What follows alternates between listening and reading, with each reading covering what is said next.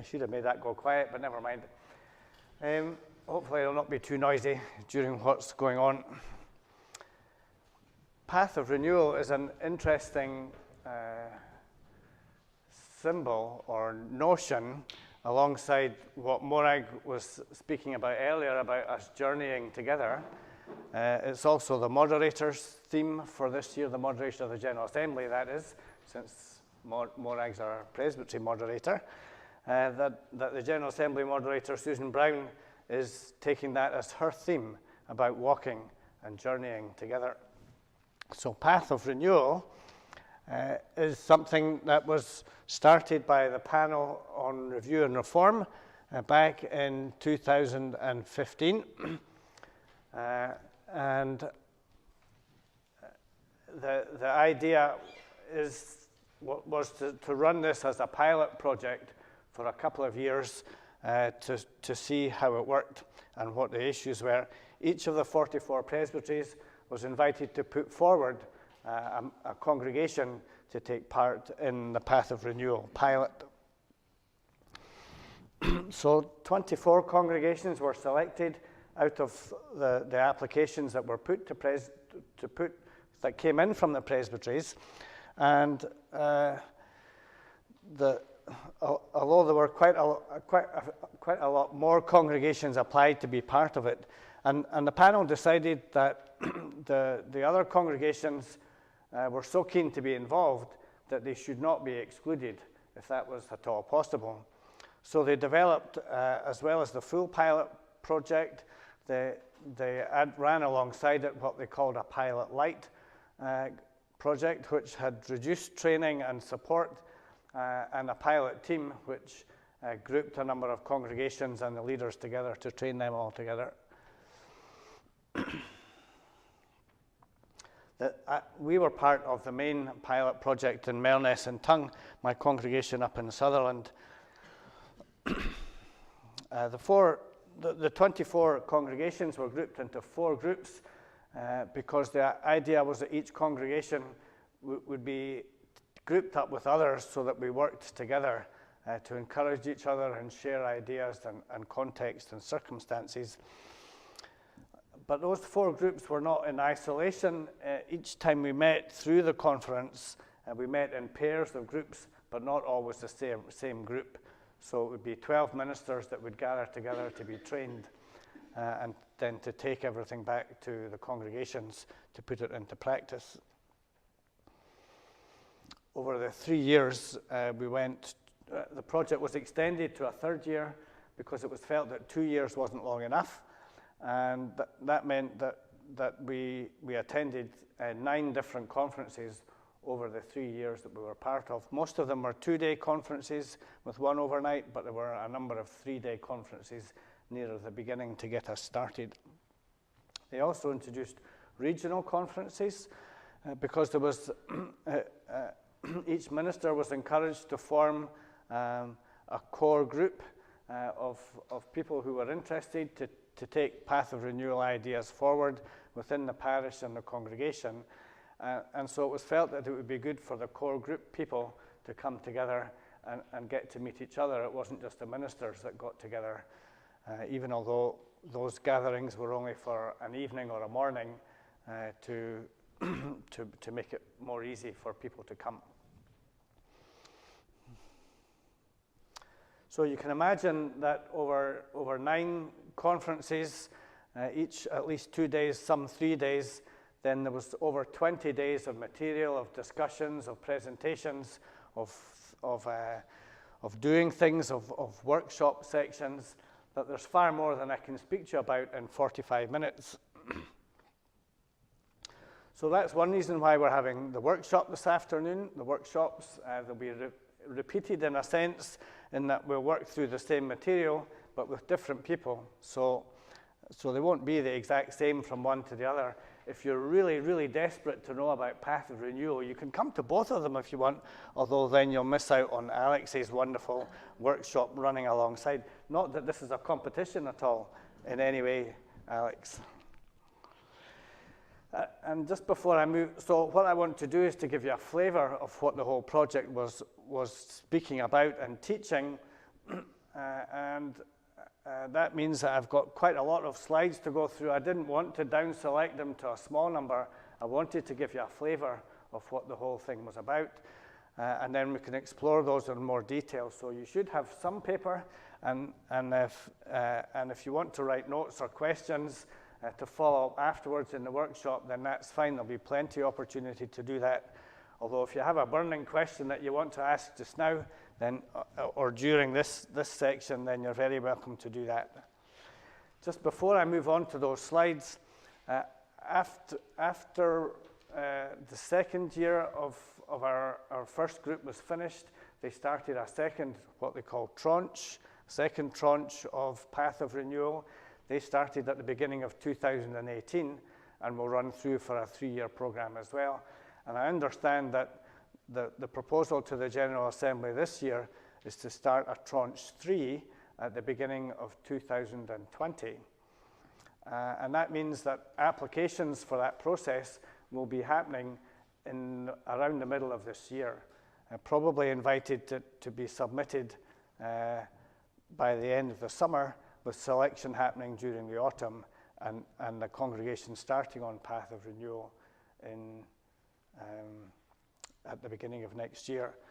And one other thing to say is, although I moved congregations from Melness and Tongue in the summer, it was felt by then that my congregation had gone through the bulk of the training and the introduction, and they were able to take Path of Renewal forward themselves if they wanted to with their new minister, and that I've been given liberty to introduce Path of Renewal concepts and training into my own congregation in in Northwest Lochaber, and we're beginning to discuss that amongst our Kirk session and in the congregation to see whether they want to do that and go on. So I will be hopefully available to support any congregations that are interested in taking this forward, not just today, but if you want to explore it further in the months ahead, then I'm happy for you to speak with me. So let's go on. We began in our conference thinking about the things that we share. This is material from the first conference. We talked about Jesus being at the center of our calling, and that our passion was to see his kingdom built up. A commitment to his body, the church, that we don't want to see the church wither and die. We want to see it flourishing and growing in our societies as they are today. And that led to an awareness that what we're doing in church is not as good as it could be. It's not as effective as we can be, and that meant that we needed to do something about that. So part of this arises out of material that was developed for Church Without Walls, a research project that Peter Nielsen and the London Institute for Contemporary Christianity ran together, was to find out how it was that people were becoming Christian today. And they discovered that typically it lasted over 5 years, a journey from the first time they thought, I wonder what this is all about, to when they made that commitment and felt that they'd become part of the body of Christ. And so that's quite different from and that those encounters, the things that moved them along, were what they saw in people's lives. Not typically what they came to a church event, but what they saw in people's homes or in the workplace or in the community, some event that was going on or an activity that led them to question what life was all about and what part God played within that. As the ministers gathered together for Path of Renewal, we realized that we were each different. Now, part of that was deliberate, that in the pilot project, they were keen to have congregations from all over Scotland, all different parts of Scotland, but also from different types of community. So there are some from rural communities, some from cities, some from towns, some from wealthy places, some from poor places. And we came to understand that Path of Renewal was not about telling people what to do, not giving them some magic solution that would solve all our problems, but it was about giving ministers and congregations tools and encouragement and resources and training to make the most of what we had already and to develop new resources and new abilities that we didn't have before. And that meant that that the solutions in each place would all be different. Each congregation would have to find their own solutions, their own initiatives, and that meant that they couldn't ask anybody what to do, although they could look for ideas, and nobody would tell them what to do. They would have to make the decisions themselves. And that meant they had to understand what their situation was. It wasn't just about coming along on a Sunday and going away again and thinking that was all that was possible, or that was all the abilities that people had. About examining ourselves, examining the buildings and tools that we had available as to how much use, how we could use them differently, and equally to look out into the community as well and say, what does the community want and need, maybe that they haven't got? How could we help them to accomplish that? So part of that was community engagement. Many rural congregations already have strong community engagement, and that's what we found in our parish. But we wanted to be a little bit more deliberate. So at one of our community lunches, we asked people, what's missing from our community? How could we bridge the gap? What could we do about it? Other congregations, maybe in cities, have a very low connectivity with their communities because there's a small number of church people and a huge number of everybody else, and nobody knows who they are. So some of them began projects and opportunities to grow their links with their communities and find out those kind of answers to their questions. One of the things we came to understand and to consider was how we got to where we are. And the fact is that society has changed in a huge number of ways over the last few decades, and things that were quite obvious, like apple and blackberry, were fruits, and now they mean something else altogether. I think Donald certainly is using an Apple computer this morning, is that right? Maybe? An iPad, okay. And BlackBerry is so up to date that it's gone obsolete almost already, although there may be one or two BlackBerry users. It was a kind of a palm top. Has anybody heard of, that came up automatically, has anybody heard of Orange? Orange Telephone Company, of course, that's why it's in orange. Raspberry Pi, does anybody know what that is? It's about a little computer about the size of your hand that it's just a circuit board, and you can plug all sorts of things into it and make it do what you want. Can you think of any other companies or products that have a name as a fruit? Apple. Yeah, we did that already. Apple and BlackBerry. But any other ones? That might be the exhaustive limit at the moment. Maybe one of those big funny things you get on the side of a salad that you don't eat. Maybe someone will invent one before the end of the meeting.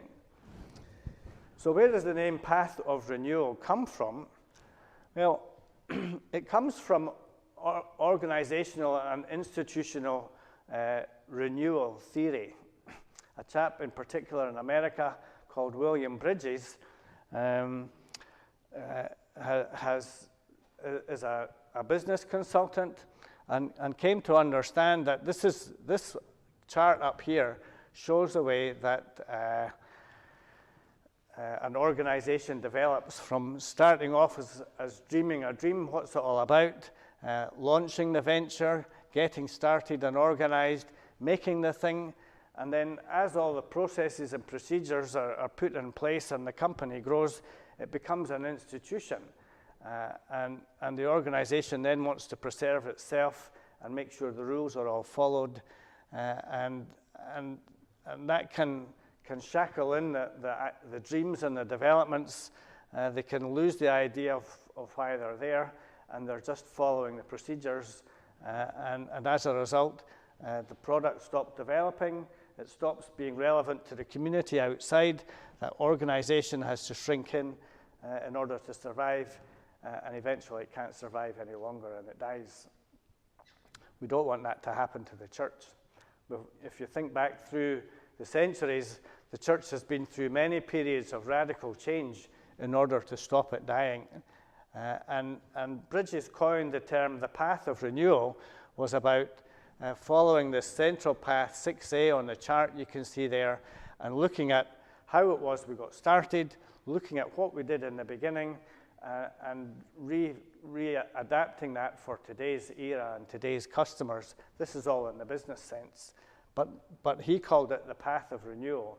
And one of our church folks, when they were reading about this kind of thing and applying it into our church context, thought that would be a great name for our project. So that's where it comes from. William Bridges, managing transitions, making the most of change. I remember in my workplace once, there was a business consultant came in, and he couldn't say problems without saying opportunities. It had become a mantra in his head. Whenever you said a problem, there was an opportunity. And I guess the thing about a problem is that it forces you to ask a question. What am I going to do? How am I going to solve this? It's about making change. But Path of Renewal is not about changing everything, either at all or all at once. And I was saying to you before that nobody can tell you what to do. You have to find out what to do. And that means that there's no hard and fast solid answer. You can't just look it up. It's not there in the book. You can't find it in the Bible, because the Bible tells us about how they solved the problem 2,000 years ago. We have to find our own solutions to growing the church, to sharing the gospel, to building the kingdom for today. And that involves a culture of trial and error, not criticizing people when they go wrong, but learning from things that don't work very well and figuring out either to adapt them and make them better, or to give it up and go on and do something else. And so this section here, you think, well, that's quite a modern phrase, and yet it comes from Socrates, way back a long time ago, about building change and coping with change is about focusing your energies on the new things you want to bring into place, and not on trying to maintain things that are beyond their sell-by date.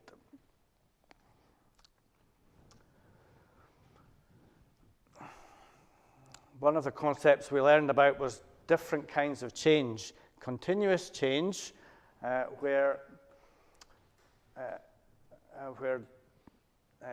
changes and developments are built on what was there before.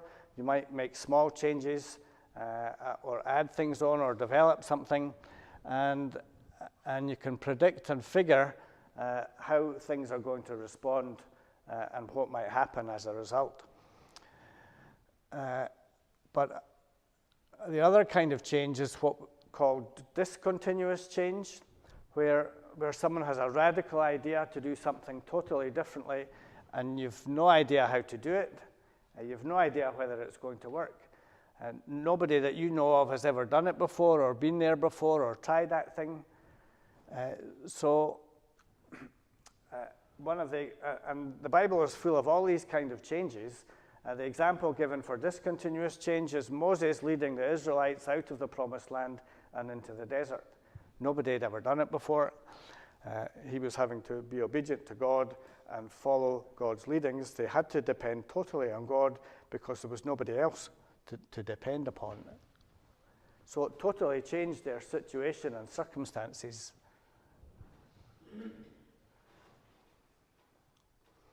So discontinuous change is what many parts of the church are wrestling with at the moment, is our continuous change only lasts up to a certain point. There comes a point when you've exhausted all the possibilities for change on the platform that you were on before, and in order to deal with and resolve the problems in the future, you have to take a big step onto a new platform and try something radical and different. It's disruptive and unanticipated. It often happens when we're not even expecting it. For example, in situations where we used to be dependent on the organist leading the organ, and everything is going fine, and then the organist leaves and you can't get another one. That might be a discontinuous change because you're forced to do something completely different in terms of leading worship. You can't just get a piano or something. You've got to do it completely differently. Excuse me, I need to get a drink, which is fine.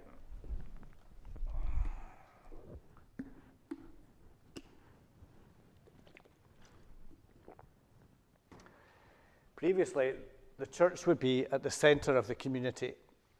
So here you see from this picture a stick diagram of the church right at the center of the community. And many of our buildings are in the centers of communities. But in a sense, for example, thinking about so at the center of the community, the church gave the community a moral compass, direction, gave people a sense of belonging. It gave them a place where they could come and do things together, and it built the community. But we're now in a situation where the church is no longer at the center of the community. It's not that the church has moved, it's that the community's focus has moved. It's the kind of activities it wants to do have changed, and the church finds itself in the same place, but not at the center of the community any longer. So that changes our circumstances. We have to respond to that if the church is to continue in existence. This slide talks about change being difficult, but not changing being fatal. And I guess if you think about plants and growing things, all growing things change. Even we as people change over our lifetimes. And if something is not changing, it's stopped growing, it's sick, and potentially it becomes a fatal situation.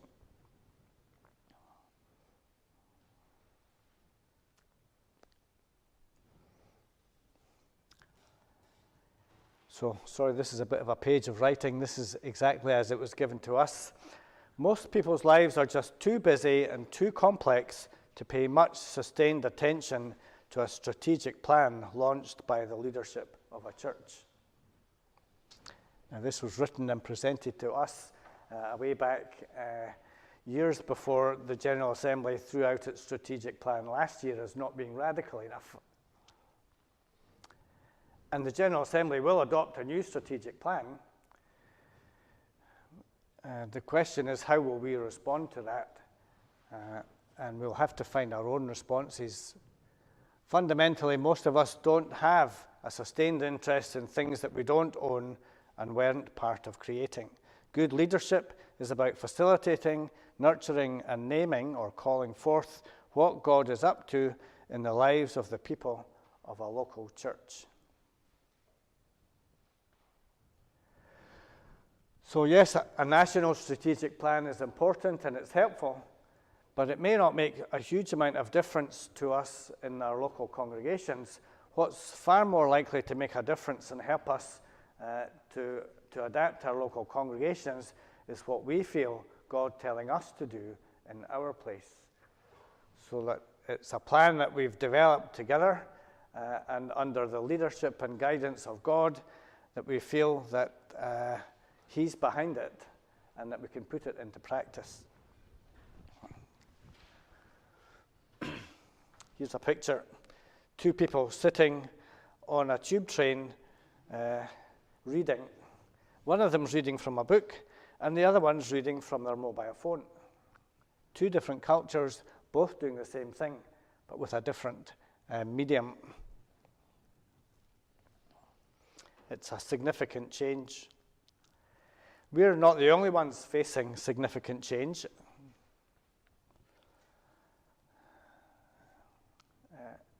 All our young people are facing changed situations from when we grew up. And those changed situations are leading our young people to live and to think in different ways from the ways that previous generations thought of. So we spent some time thinking about the various different generational changes that have happened through the years. And thinking that the church has continuously coped with change. The early church grew up in the Jewish culture, but it wasn't very long before it was moving away from the Jewish and the Roman cultures into Greek Roman culture, and then into the Rome and into Africa, and then on into Europe. So all those involved huge changes, as well as the culture and the empire changing over those years.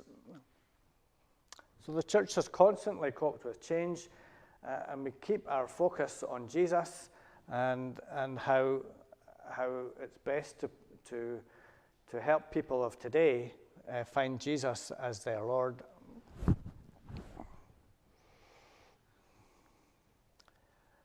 We talked about how can we best put the good news of Jesus into the people of today. And so there's been all sorts of studies and analyses and experiments that's written into books and feeding back how to do that. Which of the stories of Jesus are good news, and how can we adapt those stories that Jesus spoke about his culture into stories that say the same message in our culture. So one way is to have a project-based approach. You start a project and you sell it to the elders and to the church and then to the community. This is what we are going to do for you to make everything better. That's a way of doing that. Then you would measure the success of that and adjust it and adapt it. But that's the kind of project where you roll out a project to the whole country, and the project's the same as it is. This is what it is. This is how to do it. And it's directed from a central place and fed out. Path of Renewal seeks a missional approach where we're looking at our own communities, and we're wanting to grow our activities and our capabilities to reach out into the community so that we can help individuals to grow in faith. We can help them to explore how that works out in their lives, how it affects the way that they live, to encourage and support them so that they're able to do what God wants them to do, and to gather them together with others so that they can do that together.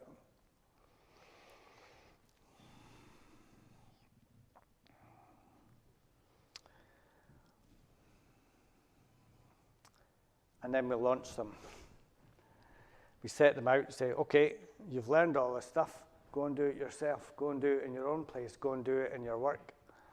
So it's not the minister doing everything, but we train people so that they're able to be effective where they are. So we spent some time looking at how Jesus did that with his disciples. We looked at how he had 12 disciples, his core disciples. And that within that 12, he had 3 special disciples, Peter, James, and John, the 3 that he took up the Mount of Transfiguration, the 3 that he asked to go and pray with him in the Garden of Gethsemane. Those were the ones that when the going got tough for him, those were the 3 that he gathered round him to keep him going, to keep him on the right path, to make sure that he didn't give up. But the other 9 disciples round about them together comprised the 12. Those were the ones that Jesus invested in over the 3 years of his ministry. He couldn't invest in a whole crowd. He couldn't personally train and adapt 70. He didn't need to. He focused on the 12. The 12 gathered their others round about them and helped them to go on. The 12 were the important because when Jesus wasn't there, they would be able to take it on. They were enough, but not too many. And so we were encouraged in Path of Renewal to form a small group around us that we would work with. That group might have been bigger than our Kirk session. It might have been smaller than our Kirk session. My Kirk session had 6 elders in it. Our core group had 9 people in it. There were 2 elders, 2 long-term members of the congregation, 2 new members of the congregation, and 2 guys that were not even coming to church on any regular basis, but were interested to come and explore how we could do church in a way that they might find fulfilling and creative and helpful. So it's about focusing the efforts, and that means the reason there were only 2 elders in that group is because although the 6 elders were 100% supportive of us doing Path of Renewal, they didn't all want to do the new things. And so we said, well, we don't want to give up all the old things, we want them to keep going. And so how would it be if the 4 of you led and developed a group that would make sure that we kept all our traditional worship things going, and the rest of us focused on doing the new things. And that worked really well for us. Each congregation has to find out their own ways of doing things, but that was a way that enabled us in our single parish context to keep the ones that wanted to see how things worked out happy until we see how things worked out. I can't even remember when my ending time is. That would be an important thing. Still got a wee while yet. Does anyone have any questions at this point that you want to ask? Good. Good. So we looked at the church's place in the community and in society. We don't try to be monasteries. We need to be an engaged church with the community so that we have connections with people that we can share the gospel with, so people can see Jesus in our lives. And that was one of the ambitions of Church Without Walls, is so that folk outside the church could see what church was like without having to come in through a door or into a building. So thinking back about that picture we used earlier on of the church being at the center of the community, where it had influence and respect, moral compass, sense of belonging, place of activity, community builder, to what's happened is the church is now at the edge of the community. It wasn't that the church moved, but the community's changed. Indeed, community is not just one single circle, but you might think it was more a bunch of circles and focuses throughout community. People are interested in a whole variety of different things, not just work, but a wide range of social activities, caring activities. It's not just a case of community being one thing, but being many different things. And so why on that slide did none of the interest groups overlap with your church group? Well, I guess that was just how somebody started it off. There should be overlaps there too, shouldn't there? And no doubt there are, but the idea was to say, well, community isn't just one thing. And so there's the opportunity for church to develop in many different ways, so that it becomes connected and overlapping with all these different circles. And I suppose if you think about your own congregations, you may find people are in all kinds of different jobs, and those jobs will give them different focuses within the community doing different things. Similarly, people have all different kinds of you might say leisure interests, where they might be in the golf club or the bowling or the sailing or knitting or crafts or all sorts, and I appreciate that can be a work as well as a leisure thing. So that community has lots of circles, and our churches have lots of connections into those circles, but not necessarily all of them. Jesus calls us to follow him. And that call, which led the church to be the center and to be, if you like, connected with every part of community, has not changed. But the landscape around us has changed. The community has changed, and in a way, that institutional thing is, well, this is what church is, this is what we do, and it's so important for us that we can't envisage it being anything different from what it is. That's held us back in some senses from changing as fast as community and society has changed around us. This is who we are. This is what we do.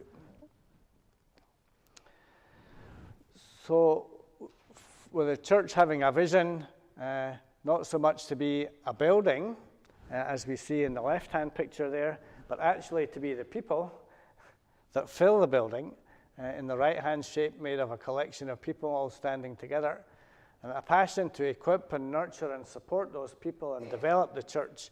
It might be more like that kind of picture, which is maybe something that Richard might have identified. Instead of the church being in a building, it's scattered throughout the community, and you see representatives and members of the church in all those different circles in the community.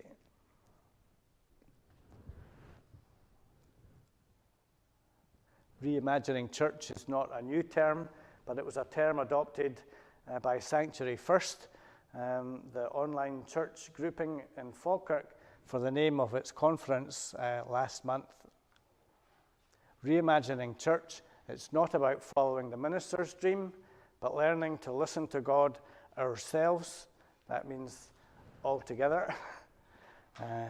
And being confident enough to run with things so that instead of what we do in church being limited by the minister's energy and ability to hold on to what's happening, but that we grow our congregations so that each group and interest area within the church is able to manage and run its own things, to lead its own things, even though they remain connected and supportive of each other. They're not limited by the minister's energy, but they're driven by the members' energy and dream and focus to accomplish the thing they're doing, whether it's community service, whether it's political campaigning, whether it's looking after children and helping them to become children of God as well. All these different things can be going on all at the same time if we allow them to be much more running by themselves. But it's best to start with a small group first rather than say, away, or you go and do your own thing. And that's because we're learning about doing things in a new way. The small groups have to be responsible to the whole group if they're to be part of the whole group and not just fragment into a whole bunch of splinters.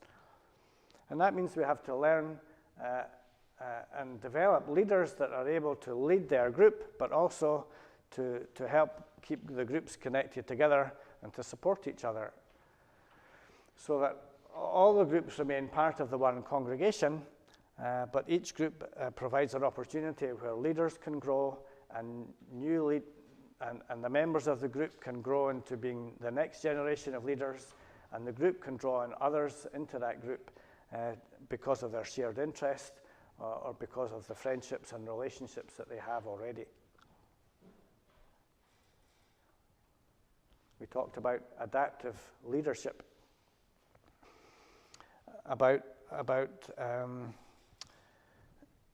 moving into a new area and a new space means that we don't know what problems we're going to deal with. We don't know what kind of people we're going to have to be, and so the leaders have to be adaptive, and that's why Path of Renewal chose to, or one of the reasons why Path of Renewal chose to train ministers, because their view was that if the ministers didn't get this idea about allowing the congregation to develop its interests and its abilities, then the ministers would be a block on what they were trying to do. We've historically given our ministers the authority and the privilege within our congregation to be the ones that direct and control what's happening. And so if the ministers aren't understanding that we need to be much more liberating and supportive in the way that we function, then it won't happen.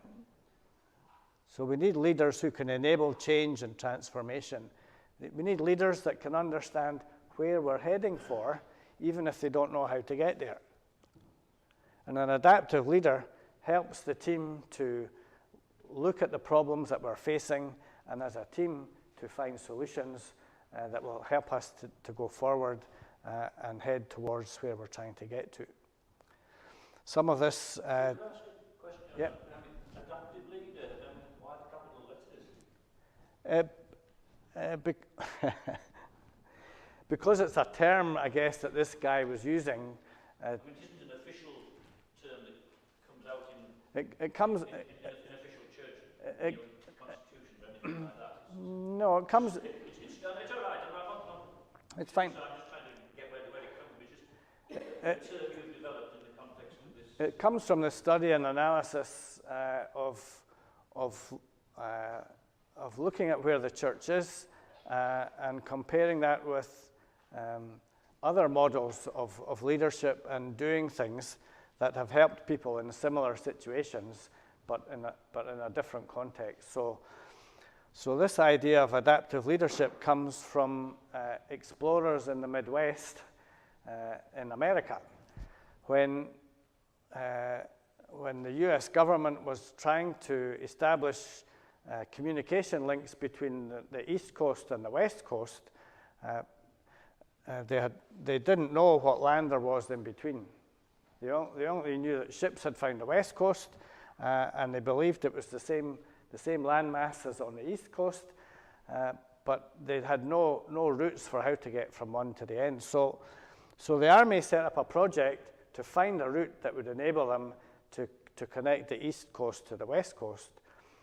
And they decided that they would head inland on a big river, away up into the Rocky Mountains, and when they got to the top, then they would get to a river on the other side, and they would go all the way down to the West Coast on the other side. And so they paddled their canoes up the river as far as they could get to, and then they pulled them over the rapids, and then it got narrower and narrower, and then they had to drag the canoes up to the top of the pass. And when they got to the top of the pass, they were going to look over and then put it into the water on the other side and go all the way down. And when they got to the top, they discovered there wasn't a river like that. There was just a big long plain and more mountains in the distance. They didn't know what they were going to find when they got to the top of the path. They had an expectation that what was on the other side would be the same as what's on this side. But when they got to the top of the hill, it was totally different. They didn't know how to navigate in that ground. They didn't have resource. They didn't know where anything was. They had to abandon their canoes. They had to abandon their plan. But they didn't give up on their mission, which was to get to the West Coast and find a way. And so they had to interact with the local people, the natives, the residents of that land, the community that existed in that place, and ask them, how can we get from here to there? And they did find some people that helped them. That was what you call, that's what adaptive leadership is, to say, oh, our old plan isn't going to work. We have to find a new plan. We have to adapt to the situation that we find ourselves in, and not just keep doing the same old thing that we got trained to do. So adaptive leadership, ministers have been trained how to be ministers in a static context where there's a church building, where there's a congregation.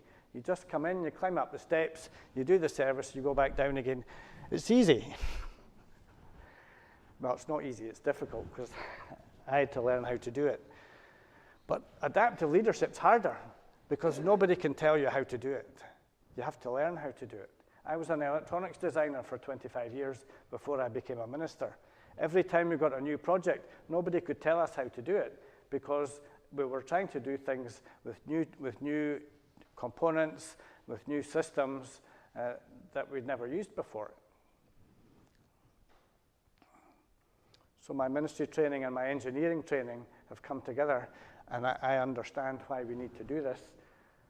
So some of us in the Path of Renewal, we were going, yeah, I can do that. Some bits we could do, other bits we couldn't do. Some of the ministers that came in, they were just blown away by the idea of what we needed to do, and found it such a liberating and exciting experience to go into this whole project instead of the only vision that he had was to keep doing the same thing, and all they saw around them was it was shrinking and getting smaller and smaller. The only way they could see it going was down the tubes. And then to say, no, we don't have to settle for that. If we look around, we can do something different. So Path of Renewal gave us the insights into the kind of situations that we were facing, and some encouragement that other people had been through this kind of thing before, and we could share amongst each other. Each of us had a mentor who met with us every month, or in my group in the north, which comprised Shetland, Orkney, Sutherland, Inverness, Aberdeenshire, and Deeside. One congregation from each of these areas. We met by Skype every month because we couldn't get together. It wasn't practical to. Given that you're looking at things which potentially haven't been done in the same way, who are the people who are going to be mentors on that? I mean, because the whole point is people haven't done it. So the mentor. Why would a mentor know any more than you would? Well, the mentor's not meant to and tell us how to do what we're doing. The mentor's there to encourage us to reflect on what we've been doing, on whether it's working, and to encourage us when it doesn't work, to say, keep on trying, try something different. And because the mentor worked with each one of us ministers individually, then they knew what was going on in the rest of the group better than we did. And also, the mentors, there were 4 of them, one for each of the group of 6.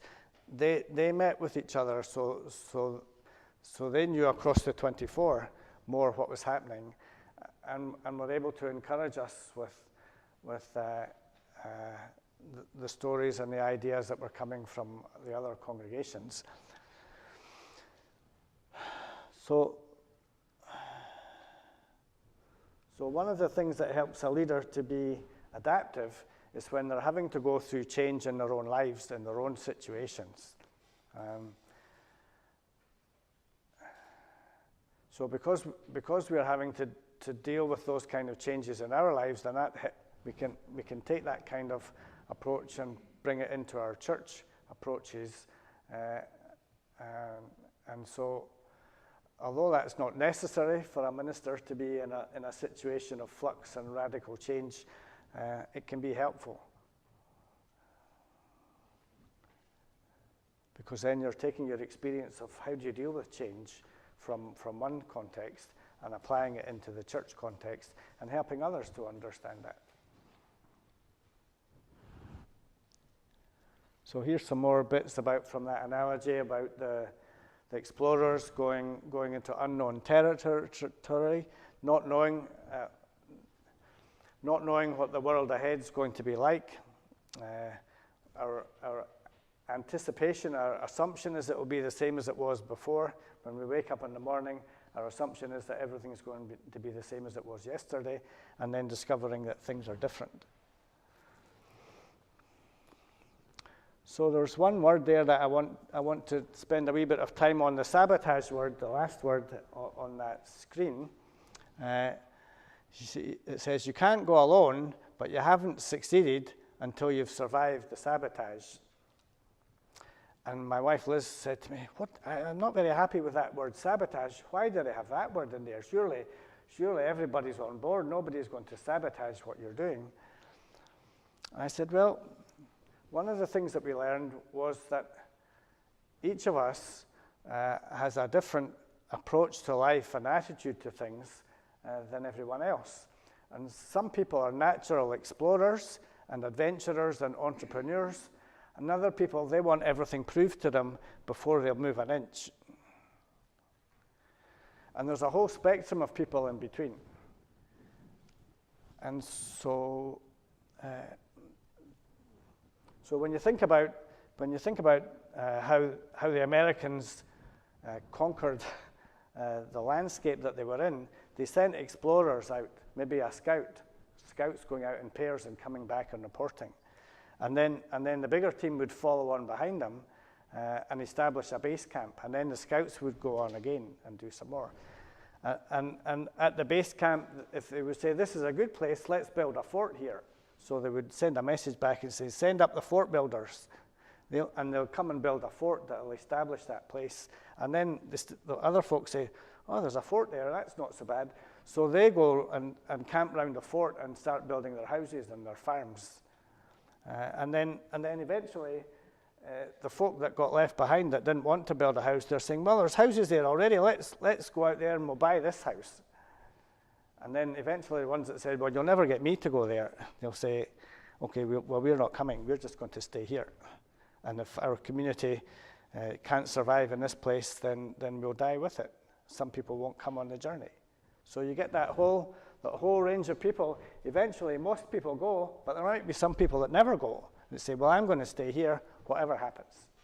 This is my home. You won't get me moving. You'll see that in the tenements, and there's one house that's got light on, all the rest are all boarded up. So that's a situation we have to face within our own congregations, that some of us will say, oh, I can't stand everything being the same all the time. We've got to change. Show me anything. I'll do anything you want me to do, just so long as it's something new and different. And others will say, over my dead body. And I'll say, that can be arranged. So the sabotage thing is when people set out on a journey and then they discover it's harder than they thought it was, or it's not for them. And their thought is, I can't go any further. And they don't want to be left behind by that group, so they try and stop the whole group, or make the whole group go back, because they don't want to admit to giving up on their own, or they don't want to admit that they've misjudged the situation or misjudged themselves. And so we've got to be aware that that's a potential all the way along through making a journey. You know, like when you go out with your family for a walk, somebody gets a sore foot. Oh, I need the toilet. I have to go home. We all have to go home. You can't go home on your own. Well, there's a whole range of potential solutions. But that, I think, was one of the values of what we did in our place in Melness and Tongue, was we said, well, there's a group that's going to grow into being the staying at home people, at least at the start, while the rest of us would try the new things that we were going to do. And that didn't mean that the stay-at-homes didn't have to do anything, because all the people that were doing the stuff, all the innovators and the movers, they've all gone, or they're heading out the door. And so the folk that are staying at home, they have to step up to doing it themselves. You know, you've sat in the pew for 50 years, and that's all you've ever done, with all due respect to people that have sat in the pew for 50 years. It's your turn to get up at the front and do the thing. You've watched other people do it, now it's your turn to say, well, I can at least read the Bible. And I asked one of my elders, and he said, oh, I did that once and it was terrible and I'm never doing it again. I'm going, it's only reading the Bible. You can come in on your own and try it. Nobody will be watching you. You can read a book, you can read a newspaper. How hard can it be? But it's getting used to everybody looking at you and wondering what happens if you say the wrong word. So I've no idea how far I have to go, because this is not really my scene, is doing this. I've got 16 more slides. I've got 2 minutes. So I'm going to flick through and see if I can find some more pictures. There's a good picture. The core team, the committee, the congregation, the crowd, the community. Thinking about all the different layers there are in our church, in our congregations. Moving on to some more pictures. Building churches for all generations. Harder than it's ever been. One reason is because people are living longer. So the number of generations in a lifetime is more. And another is that the pace of change is incredibly fast. So the difference between one generation and another generation is far bigger than it has been in former times. Who are the shapers in your church? The minister, the session, the work groups? How would you feel if all those roles were all filled by under 50s and none of you, if you're all over 50, are doing anything? They're making all the decisions and you have to put up with them. The honest answer to the question is probably surprised. Yeah. It'll be an interesting surprise and challenge. This is some of the generational theory we were looking at earlier on in our time about generational characteristics. Not time to look at that today, but that was one of the things we thought at. 5 more slides to vote. God never intended the burden of ministry to rest upon one individual. That's why he formed us into teams. That's why Jesus didn't just teach one person and then go away. He taught 12. And while he was still there, they were teaching the 72.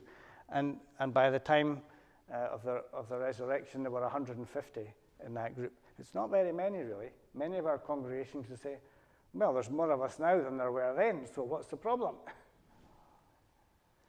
Find partners. You can't do it on your own. And that was one of the things about Path of Renewal. We weren't doing it on our own. Even though as a minister, for cost reasons and other reasons, we went on our own. There were other ministers to support us, so when a minister met a situation where the Kirk session didn't understand something, he could grumble and complain to another minister, say, they don't understand, it's useless. And they would say, no, have you tried this, have you tried that? Or my lot understood, try it again. It helps. This was to turn our thinking upside down. Instead of acting our way into a new way of thinking, to act our way into a new way of thinking, rather than thinking our way into a new way of acting. Sounds good.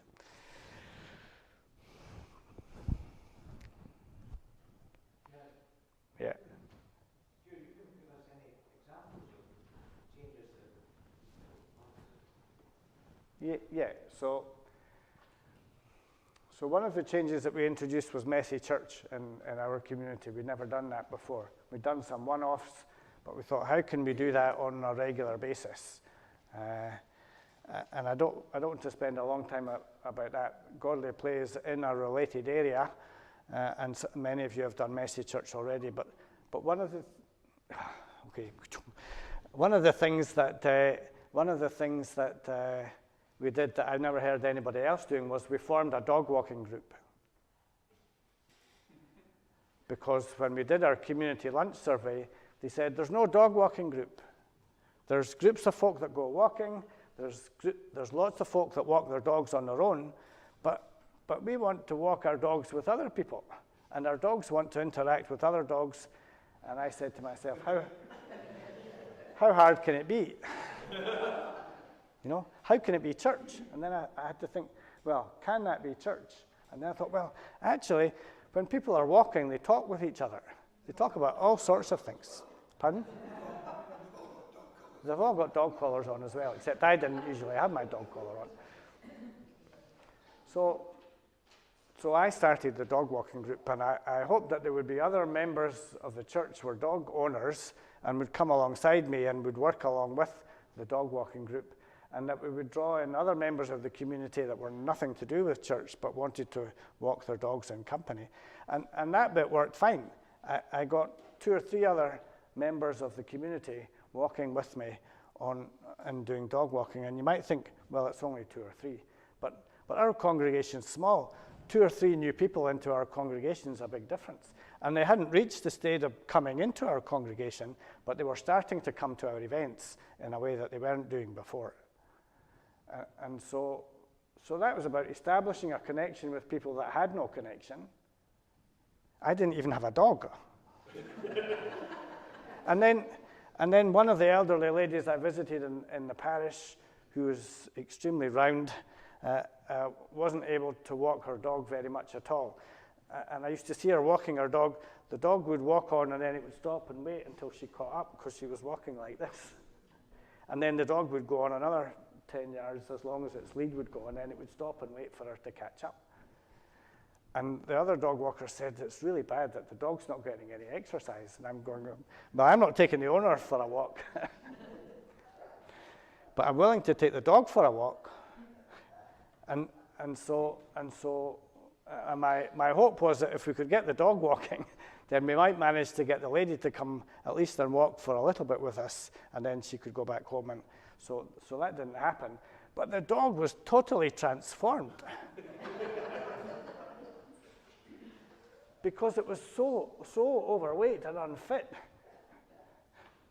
And now it's gambling about, it's with all the other dogs, it's running about, jumping. Well, it didn't jump in the river, I threw it in the river to find out if it could swim. Because they still had his lead on. I didn't want it to go into the river unless I knew it could swim. The only way I could do was to go, get in there. It could swim. So my time's over. Thank you very much. Lots of opportunity for questions and for you to try putting some of this, thinking about how you might put it into practice in your own place after lunch. Thanks very much.